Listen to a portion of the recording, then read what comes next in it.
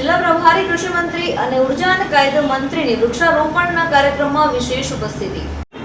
આજ રોજ મુખ્યમંત્રી શ્રી ભૂપેન્દ્રભાઈ પટેલ 80માં સ્વાતંત્ર્ય પર્વની રાજ્ય કક્ષાની ઉજવણીમાં સહભાગી થવા અમરેલી આવી પહોંચ્યા છે। મુખ્યમંત્રી શ્રીએ સાવરકુંડલા રોડ સ્થિત અમરેલી નગરપાલિકા સંચાલિત શેલ્ટર હાઉસ પટાંગણમાં વૃક્ષારોપણ કરીને વધુમાં વધુ વૃક્ષોનું વાવેતર સાથે પ્રકૃતિ સંરક્ષણનો સંદેશ પ્રસરાવ્યો હતો। આ તકે જિલ્લા પ્રભારી અને કેબિનેટ કૃષિ મંત્રી જીતુભાઈ વાઘાણી, ઉર્જા મંત્રી કૌશિકભાઈ વેકરિયાની વૃક્ષારોપણ કાર્યક્રમમાં વિશેષ ઉપસ્થિતિ રહી હતી। ઉલ્લેખનીય છે કે અમરેલી શહેરને હરિયાળું અને સ્વચ્છ બનાવવાના દ્રઢ સંકલ્પ સાથે અમરેલી નગરપાલિકા દ્વારા ડિસ્ટ્રિક્ટ મિનરલ ફાઉન્ડેશન યોજના અંતર્ગત ફાળવવામાં આવેલ ₹4 કરોડની માતબર ગ્રાન્ટ ખર્ચે વૃક્ષારોપણ મહાઅભિયાનનો પ્રારંભ કરવામાં આવ્યો છે।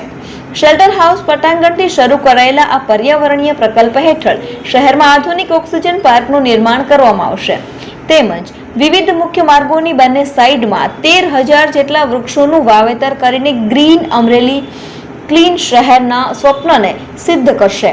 વૃક્ષારોપણ પૂર્વે અમરેલી નગરપાલિકાના હોદ્દેદારો અને સ્થાનિક અગ્રણીઓએ મુખ્યમંત્રી શ્રીનું મોમેન્ટો અને શાલ અર્પણ કરીને સ્વાગત કર્યું હતું।